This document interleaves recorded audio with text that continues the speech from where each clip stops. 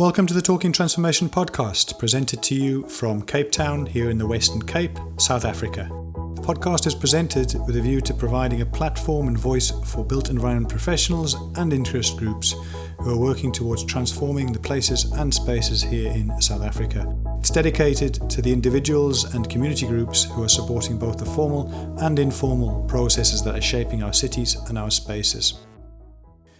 Welcome to this second episode of the Talking Transformation podcast's deep dive on net zero carbon buildings. In episode 1, we introduced the extent of the challenge and the objectives, premised on the idea of securing efficiency in buildings, both old and new, to contribute to the global efforts to limit global temperature rises to the 1.5 degrees as per the Paris Agreement. This episode considers the city governance aspects, how the cities themselves can make changes, whilst dealing with other immediate urban challenges, issues of landlessness, housing and infrastructure service backlogs, and the more recent challenge of a technical recession and responding to the COVID pandemic. Often within our cities there are tensions between the policy departments, writing the policy, developing the thinking, and the implications of those who are actually expected to execute that at a departmental level. Building control processes, quite complex, can be highly contested by the market. Officials need to be very sure that the approaches are doable from that perspective, from the practical as well as the policy perspective. When talking about increasing efficiency and reducing consumption, particularly of electricity, this often has knock-on impact for the distribution business models for both the municipalities and some of our bigger corporates like Eskom and so forth. Today's episode looks at some of those challenges, some of the contestations, as well as the leadership aspects between national and the municipal space. Who's leading, who's following, and how strong is our governance framework to ensure that the aspirations and those ambitions that we talked about in episode 1 are met. To help us navigate this episode, we're again joined by Liana Stradum from the city of Johannesburg, by Megan Houston Brown, and Hlengiwe Radebe from the Sustainable Energy Africa teams. The city of Tshwane are again represented, but this time with two new voices, from Pascal Latole and Hlompo Vivian from the City of Tshwane's Building Control Departments. In addition, we're joined by Ditebogo Makele, who gives us a perspective on why cities should lead and the skills and competencies required to do that. Located within the South African Cities Network, she's ideally placed to be able to give a perspective on these issues. And Elizabeth Makumbi from the Pegasus Consulting Group, who've been giving some legal support to a number of the cities in addressing the regulatory reform required to institute the change towards a transition towards net zero carbon buildings in our cities. Behind the scenes and assisting with logistics for this episode, we're also joined by Amal Sali. As always, we hope you enjoy the episode, and please do listen to the conclusion of the episode to hear from Hlengiwe as she describes the approach that we're wanting to take for a fifth episode, a webinar where we're going to invite our guests back onto this podcast platform to have a live Q&A session, a live question and answer session where people can reflect on the 4 episodes that we've pre-recorded and engage with the different guests, deep dive further the questions that you want answered by the experts who we've been engaging with over the last few weeks. So please do stay on to the end of the episode and listen to how you can get involved. So it's just coming up to 5:45 on Tuesday, March the 2nd, and we're talking again today about the roadmap to net zero carbon buildings by 2030. And I'm absolutely delighted to welcome back into our space our regular contributors on this topic, Megan Houston Brown and Hlengiwe Radebe. Megan, how are you keeping? You all well? I'm good, Pete. It's great to be back here. Hlengi, how are you keeping? You well, your side? I'm good, thanks, Pete. Up in Tshwane, we have Pascal Latole. Pascal, how are you keeping? Hi, Pete. It's Pascal from City of Tshwane. It's such a pleasure to be joining you all this afternoon. Fantastic. And you're also joined by your colleague Hlompo Vivian, also from City of Tshwane. How are you keeping that side, Hlompo? You well? Hi, Pete. I'm very well. And good evening to all your listeners as well. Thanks for being here. And up in Johannesburg, Liana Stradum, welcome back for the second week on the trot. Liana, how are you keeping? I'm very well, Pete, and it is a pleasure to be back. We're also supported tonight by 2 other external parties.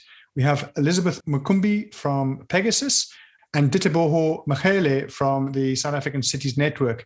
Ditebogo, how are you keeping? Are you well up there in Johannesburg? Yes, good afternoon, Pete. Thank you. I am well. Thanks for having me. And also in Cape Town with the Pegasus Consulting Group, Elizabeth Makumbi. Elizabeth, how are you keeping? I'm doing very well, thank you. So excited to get this started. Fantastic. Well, you're very welcome here. Looking forward to hearing your legal expertise in the conversation this afternoon. And then finally, last but certainly not least, behind the scenes working hard, Amal Sali. How are you keeping? Are you well, Amal? All good your side? I'm good. Thank you so much. So colleagues, here we are. We're back talking about the issue of governance. Last week, we've landed the issue landed the introductory messaging about what we're trying to achieve here in terms of old buildings and new buildings. Today, we're talking more about the governance aspects. And I guess the very first question that we're going to open up with is, do cities have the capacity to ensure the successful implementation of this roadmap to net zero carbon buildings? What are the skills that are needed? How are we going to develop that? And how are we going to embed that within our different administrations? And I'm going to come to you first, Ditaboho. What is your experience there with the South African Cities Network been in terms of this idea of a state of preparedness? What we are seeing is that our cities are capacitated in different ways. Some have the capacity in-house, but others have to outsource the capacity. Despite the many challenges that our cities face, we're seeing them taking progressive action towards climate mitigation and adaptation plans. A handful of them have started to shift from the policy and strategy space into more climate action plans and implementation of different programs. So there's significant progress that's being made, but it's not across the board. And like I said, some cities are capacitated differently than others. In terms of their readiness to take on programs like this, it also varies across the board. There are cities where there's a lot of initiative that's already taking place on the ground, and in others, it's progressive. That's taking baby steps towards these sort of programs. Yes, it's different across the board. It varies. And across in Tshwane, how have you gone about dealing with this capacitation issue and setting down the governance parameters, Pascal? Pete, I'm going to give you a more in-depth analysis in terms of our standpoint and approach. We give a very concrete climatic action plan for compliance with the Paris Agreement, more of an embedded approach and strategic alignment, and also in response to the National Building Regulations vision for net zero carbon by 2030, and most importantly, for the city's ability to have a global competitive and comparative advantage, meaning we are transitioning from an agreement level to a bylaw policy level, public engagement level, and in extension to an implementation phase. So as we also align with the NBP, the shortcomings and the urgent challenges that we have seen thus far resource and capacity requirements, as you've mentioned. And yes, there may be ambitious goals and initiatives. However, we take into consideration the alignment of the above mentioned plans, and most importantly, our climate action plan that we have within the city of Tshwane. The climate action plan pertains of dealing with the programs and actions the city will implement to become carbon neutral and climate resilient by 2050. Underpinned by the Paris Agreement, as mentioned, the implementation of carbon neutral, efficient and climate resilient buildings and public facilities are also included in the very same plan. We also highlight the importance of climate smart urban planning and design, and even explore it better to actions towards becoming an energy smart and secure city with access to clean, efficient and affordable energy for all. So we also draw attention, again, if you give me the permission to do so, as the city, to our reform strategy as the Building Control Office, and in extension, the department in the city, which stipulates the importance of energy efficiency. However, the re-engineering and development strategy and plan that addresses the core elements of systems, operations, technological standing, innovation, and aligned partnership, and most importantly, strategic deliverables.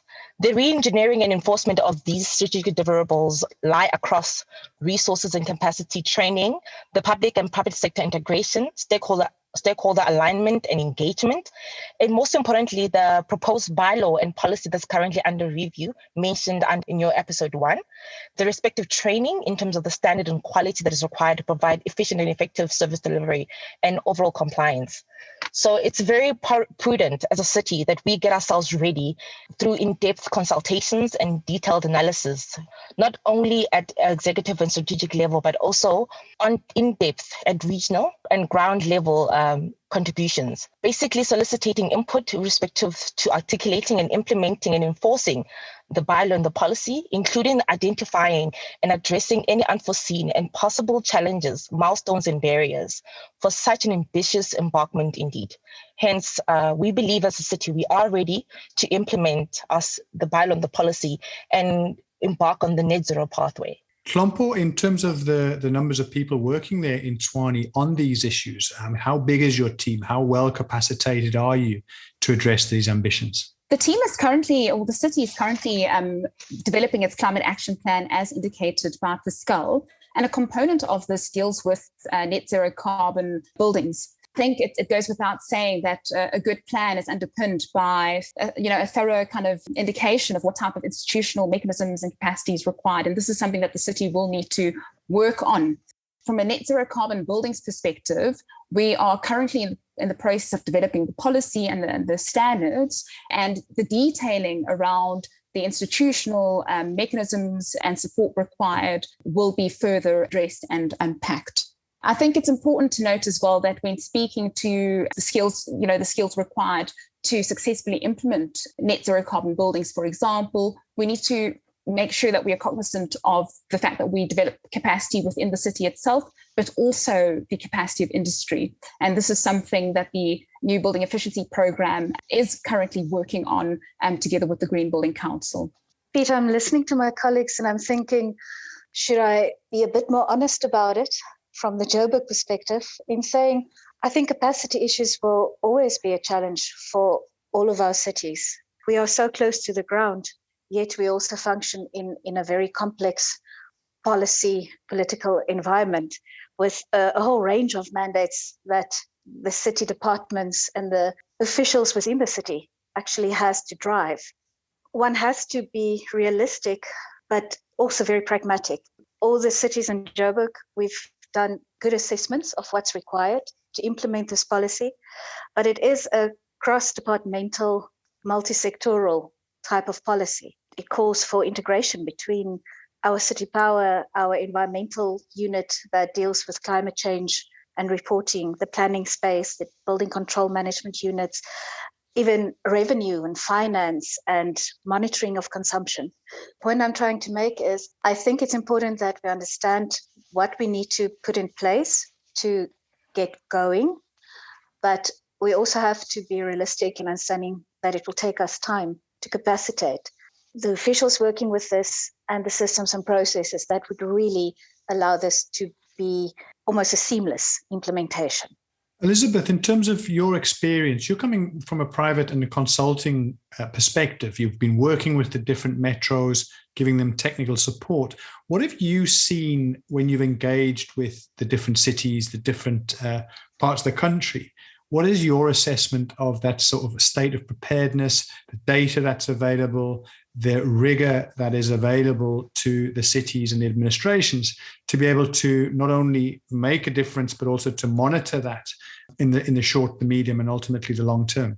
I think from our perspective, it was incredibly interesting to be brought on. We focused quite specifically on the policy and regulatory side and looking at what that ecosystem looks like and whether or not cities were even able to provide these policies and bylaws that went beyond what the national building regulations currently stipulate.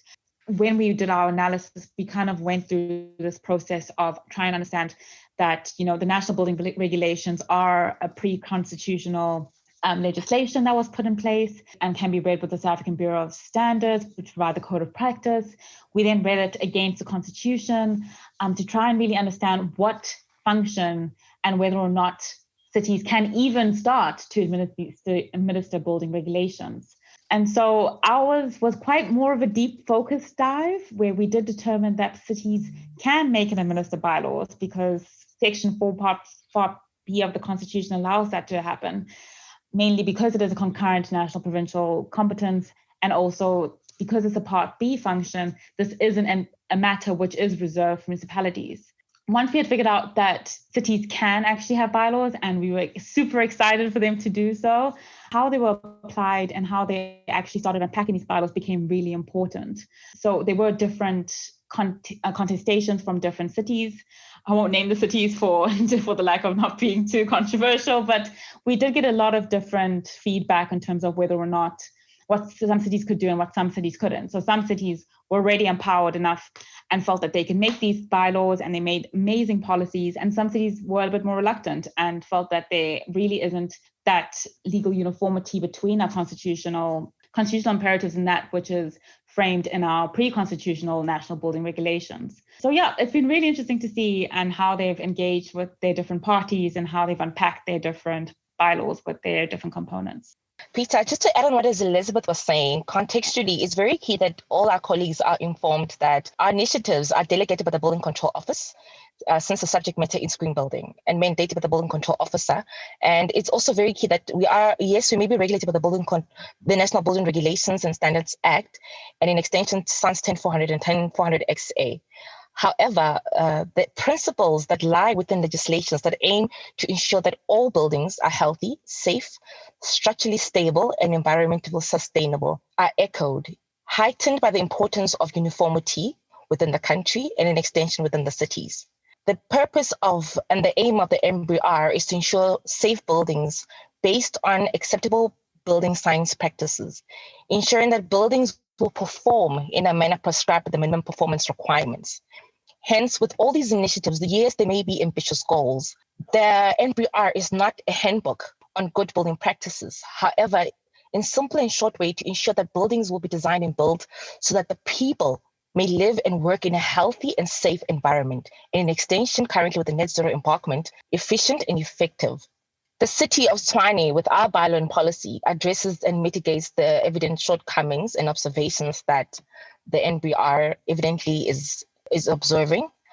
Hence, our bylaw and our incentives are evidently bridging the gap of inefficiencies within the framework.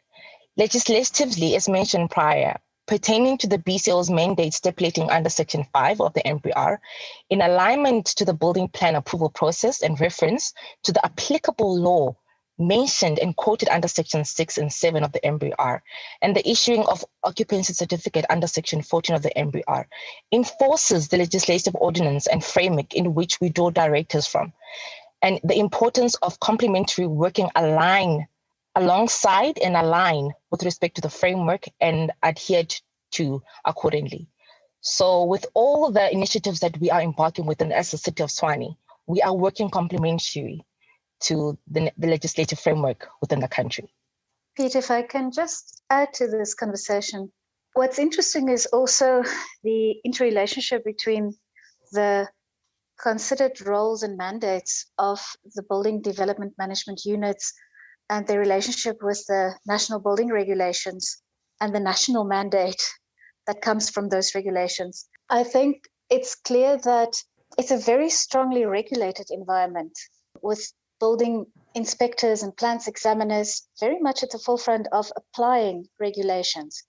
What's different through this process is that the cities are asking the building development management units and professionals to reconsider not just the guiding regulations, but to understand and interpret the outcomes that we would like to achieve with something like net zero carbon buildings, because it's very much a performance-based approach. And that requires the officials to consider alternative approaches, more than one way to basically reach the same outcome.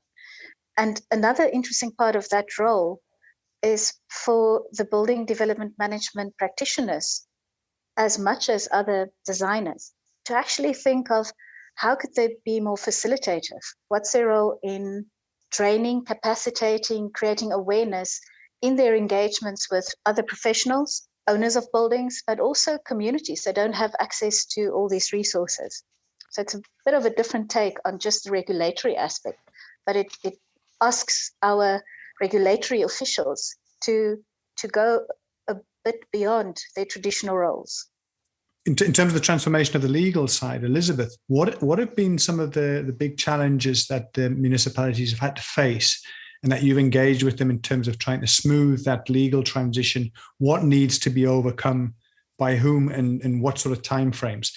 Yeah, absolutely. So just to take a step back, I think it's really cool to just give a bit of an outline of the current legal framework which we were working with. I have mentioned it before, but I'd love to reiterate it. The National Building Regulations were really our first stop, and they were promulgated in 1977. We then read this with the Constitution, which obviously we all know 1994 it also came into being. And there was a bit of a contradiction between what the National Building Regulations stated and what the Constitution had mandated. So in this space, we noticed that Schedule 4 Part B allowed municipalities to make and administer bylaws for effective administration, but this was also a national and provincial competency. And so the question that me and my colleague Stephen Beresford really grappled with is, if municipalities can make and administer bylaws, but national can then regulate it, how do you find a compromise when there's any sort of conflict? And so we looked at quite a formidable case called the City of Johannesburg, where they explained quite crisply that the powers of municipality lie in Schedule 4 Part B, but that actually national can still provide the norms and guidelines. From there, we were like, so what are norms and guidelines? What does that mean? And we looked at the Habitat Council case, and that also showed us that national has a hands-off power, which actually allows them to provide some sort of guideline. But ultimately, it really is the municipalities that need to provide that minute detail. If we talk about energy efficiency, it's really important to understand that it's really the cities that can provide that minute detail. They understand their social economic context, they understand their ecological circumstances, and so they need to be empowered to make these bylaws, which really allow us to actually meet our mandate of reaching net zero carbon. So the biggest issue that we had, Peter, was that we wanted to go further, right? We said it's not just that we want to meet the targets that are currently in science. We want to go further. We want to add additional measures. And this was probably our biggest obstacle, and one that we're still also quite trying to tackle, is that when we went beyond the NBR, what did we need to do to make sure that this wouldn't make the city's bylaws invalid and invalidate them in a way where we went through this entire process, and at the end of the day, National would say, well, you've usurped powers, you've gone beyond your scope, and therefore this has been a process which actually can't be implemented.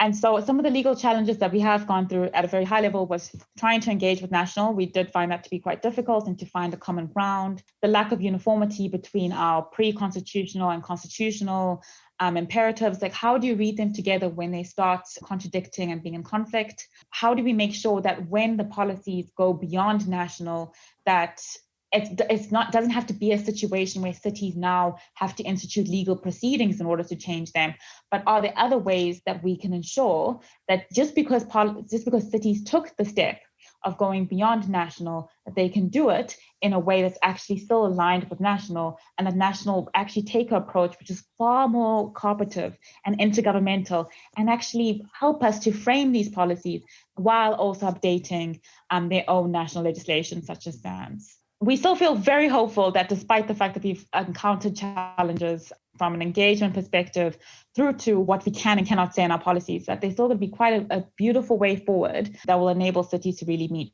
their mandate. It sounds like at times the municipalities are running ahead of the national. Is that the case, and is it important? Perhaps Ditebogo, do you want to respond to that? Certainly, because of the high spatial concentration of people and economic activities in cities, they have a critical role to play in the climate response space, and can certainly lead and should lead in the areas that they are competent in and well capacitated in. For example, they can scale up interventions in spatial transformation by creating more compact cities that are inclusive, that are highly resource efficient, and that leads to lower greenhouse gas emissions per person. And that's the role of cities. And that's where they can take the lead. They can invest in greening sectors such as transport, buildings, like we're talking about today, and waste management. And thus they can help achieve the national goals of creating jobs and supporting long-term and sustainable economic growth. Cities are also major decision makers in how goods and services flow in and out of them, and they can be leaders in creating demand for environmentally friendly products, sustainable consumption, and certainly the building stock that takes place in cities and the developments that take place in the built environment. In doing so, they'll also be setting the tone for other role players to step in and do their bit. We know the IUDF, the Integrated Urban Development Framework, calls for an all-of-government and a whole-of-society approach to urban development, and cities need to lead in that regard if we are to really achieve our national goals.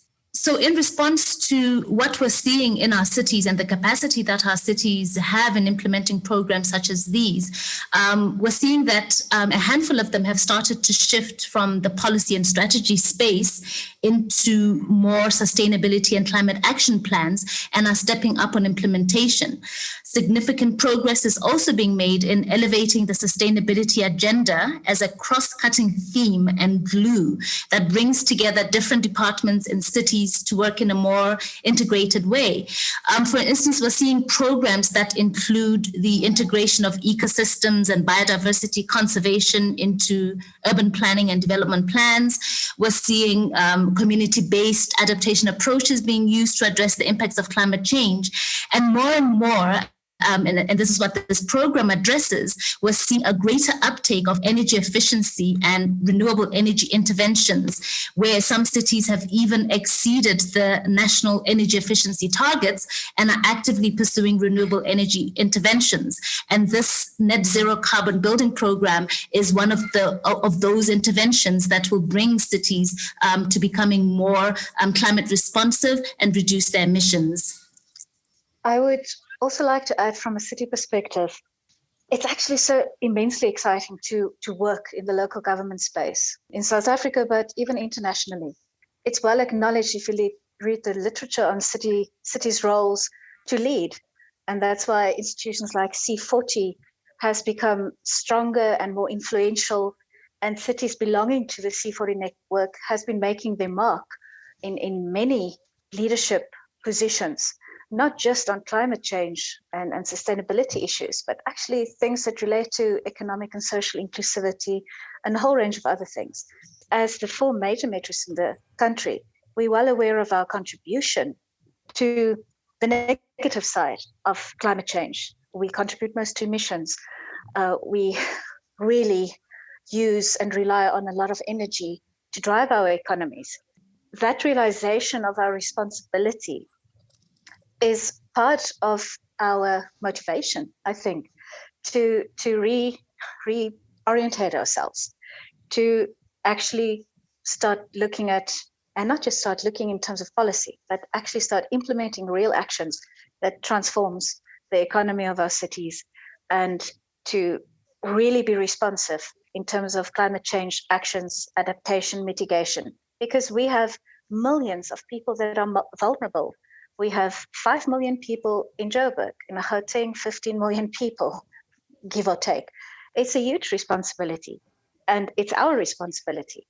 And we are simply, however much we may not be perfectly resourced and capacitated, we are still on the ground. We are more mobile, directly responsible and responsive to citizens' needs and directives. And we simply can't afford to wait decades and decades to change the ways that we deliver on services and other expectations. And that puts a real call to action right in our midst.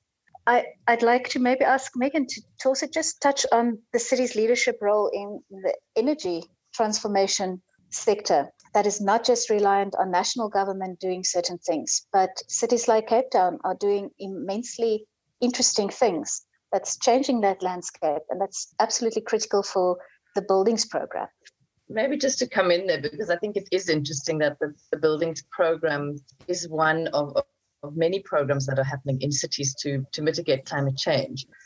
But more importantly, it's also taking place against this backdrop of this energy transition that's happening. And what you're seeing is that the major investment globally in energy is shifting from supply side and into the demand side, into where people are using energy. So really into the distributed sort of places where people live and work, which is cities and ultimately is buildings. We're seeing much less interest in sort of big centralized utilities and much more interest in the places where people use energy. And of course, the most efficient energy is energy that's not used. I mean, the cheapest energy, shall we say, is energy not used. South African cities, which is a little different to global cities, earn quite a lot of revenue from the resale of electricity. So they are electricity distributors. And this program will dramatically reduce some of that revenue. But I think the important thing is that this is a transition that's happening anyway. We're getting huge amounts of small-scale embedded gen put onto buildings across the country. But, the cities are really leading: Joburg, Cape Town, Tshwane, eThekwini. In fact, there's been 1 gigawatt of small-scale renewable energy installed in the country since 2016. Of course, that's all renewable, and nothing since 2016 in the sort of national renewable energy program, just because of sort of policy challenges, and that program came to a bit of a halt, and it's back underway. But I think what was amazing was this huge amount of renewable energy going up in the cities anyway. So the buildings program sort of splices into that, and really it also increases the asset value of the buildings going forward. So even though there's an element of revenue reduction, what it is ensuring is that the investment in buildings makes for prosperous cities of the future, shall we say. Hlompo, I want to bring you in. You've got a unique perspective. You've worked within the Green Building Council of South Africa. You're now working with Pascal and the team there at Tshwane. What in your experience has changed in terms of your perspective, having seen it from the green building side and now working within an administration of the size and the complexity of a metro like Tshwane?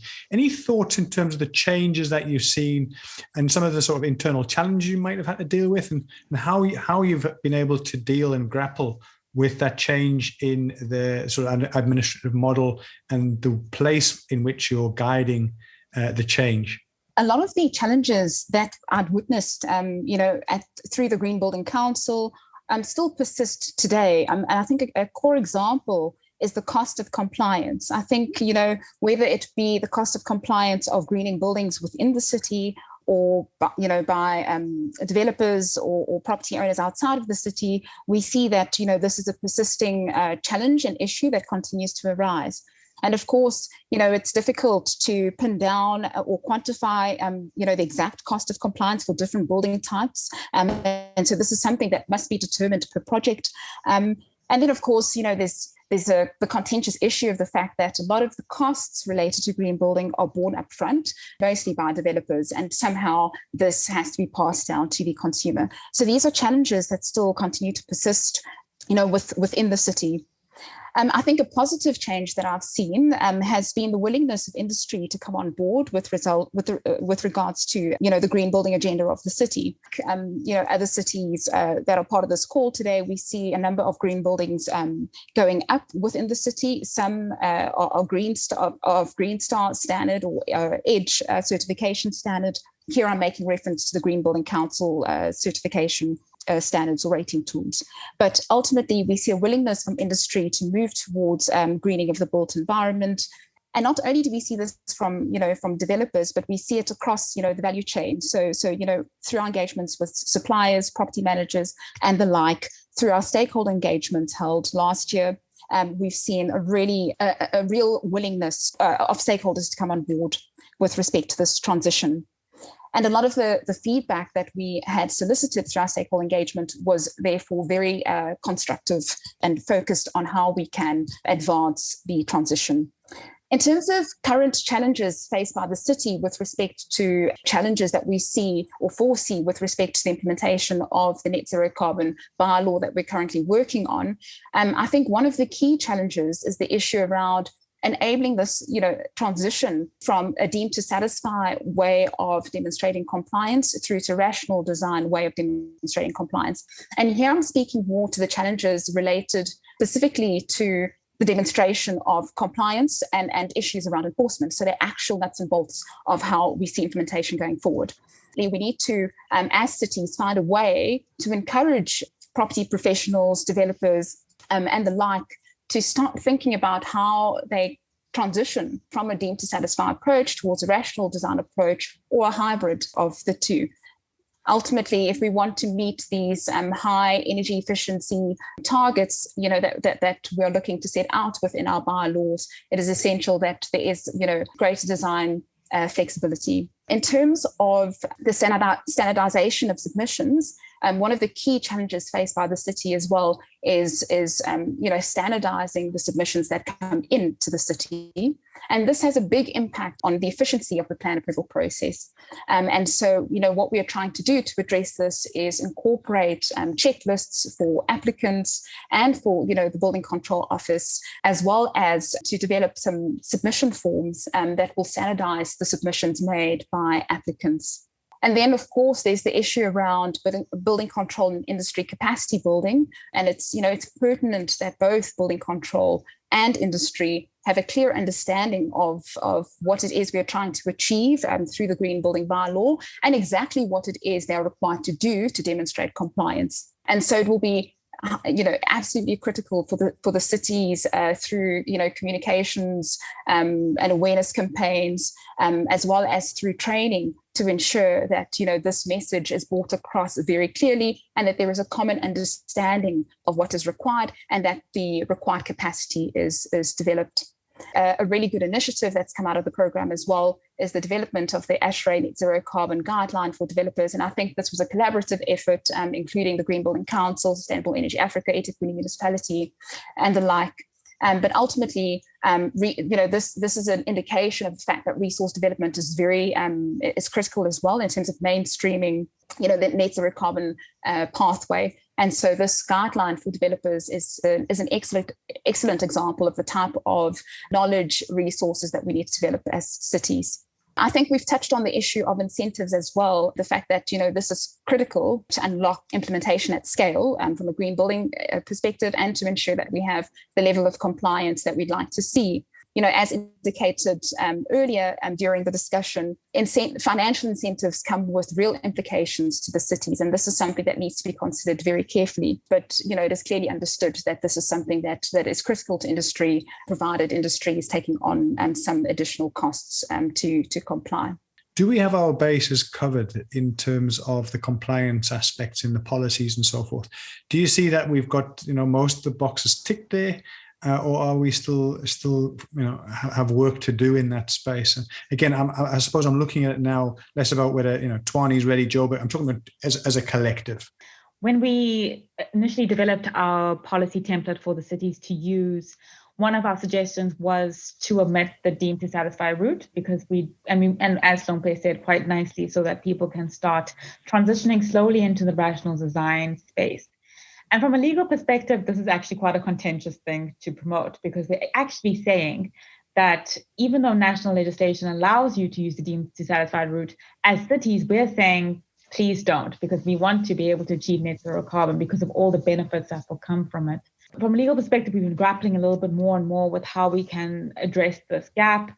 And this has kind of unfolded in different spaces where the EDGE tool, which has been recently mentioned, might be able to fulfill that problem where if you don't have the situation where people have access to a software tool that can actually provide these calculations, does that help us to not need to have the deemed to satisfy route? Also looking at different, more stricter parameters in terms of actually maybe putting it back into the policy template and allowing developers to be able to choose this route, but providing the disclaimer that if you choose this route, this will be the outcome. And then lastly, we also looked at the litigious part, which is actually taking the national building regulations to court and saying they are not aligned with what we need to do as cities, and as such, we need to declare certain parts of the NBR to be unconstitutional. And this has been done before. It was done in the City of Johannesburg Constitutional Court case, and they were successful in being able to do so. So cities can do this, but we also say this with the limitation that it's expensive and cities don't necessarily have the appetite to do so. To go back to your really original question is, do we have all our boxes ticked? No, but we're going and being aggressive. We want to have strategies which can be implemented and that will drive our mandate. We're not going in the safe route. We always went in knowing that what we provided will be controversial and can be challenged, but I think we are ready to have the legal arguments that need to be had to ensure that these additional measures can actually be realized in practice. And Diana, some sort of your sort of concluding remarks on what we've talked about this evening, your thoughts as we start bringing the conversation to a wrap. I think, again, reiterating how immensely exciting it is, as much as it is challenging, to embark on this process that we have all committed to. It feels a bit like one of those strategic thinking, problem-solving tests where you unpack the tree to the X degree with all the problems so that you can drive the right solutions. I think we're very well aware of what our key challenges are, and they are multifaceted. It requires so many partners to work with us, but we are taking on this role as champions, as leaders. We will use our negotiation skills, our influential skills, our skills to motivate, energize other role players into the space to work with us. And I think even sometimes challenge us, because that will also help us to refine the answers and the tools that we all require to make this work. There's a willingness, not just in the 4 cities and the key drivers of this program. We have great partners in international agencies, in local agencies, the South Africa Cities Network, the Green Building Councils, the SAPOAs, the property industry, even in the financial sector. I think we'll also visit that in next week's session. So the willingness is there, the interest is there. It is about refining the approach, building up the tools, dealing with some of the finer grain details of regulatory approaches and processes and capacitation. Above all, it is about building up more and more initiatives, because the biggest challenge remains, it's not about a small pilot project. It's not about one green building in a city. It's about actually meeting our collective targets for net zero carbon buildings by 2030 for all new buildings. And that is substantial. So we will do whatever we can to harness the energy and achieve this boldly and aspirationally. Before we go, I just want to give over to Hlengiwe just to give a sense of where people can find out more about the ongoing deep dive series and to talk about what is going to follow in the coming weeks. Thank you everyone for joining us today. Thank you to our guests for sharing their knowledge. Catch our next episodes that is going to be recorded on the 6th of April. And in that episode, we'll be exploring in detail how net zero can be meaningful. We'll be exploring the financial hurdles that cities will face around this program, and looking at the economic case for net zero carbon buildings. And the following episode, which is episode 4, will be looking at leaving no one behind. So how can we integrate informality and low-income households into the net zero carbon buildings program? Finally, we will have a live webinar on the 27th of May. And this one, we hope that people will share their questions. So as we have shared episode 1, we're now going to share episode 2. We hope people start sharing the questions for our guest speakers. And those questions will be answered on episode 5. And episode 5 will be on the 27th of May, 2021. All our guests will come back and they'll be able to answer your questions. All the podcast information will be available on www.smartbuildings.org.za, as well as on LinkedIn and Twitter, or our Twitter platform, Sustainable Energy Africa. From my side to all of you, many thanks for your time and contributions this evening. Hope you enjoy the rest of your evening. And in the meantime, all the very best, colleagues. Thank you very much, Pete. Bye. Thank you, Pete. Thank you, Pete. We hope you enjoyed this episode of the Talking Transformation podcast. Please engage with us and let us know your thoughts on this episode. You can do so via the Anchor podcast platform. There's a voice message function available via the app. You can also follow us on Twitter via Talking Transfo and the number 1. So Talking Transfo 1.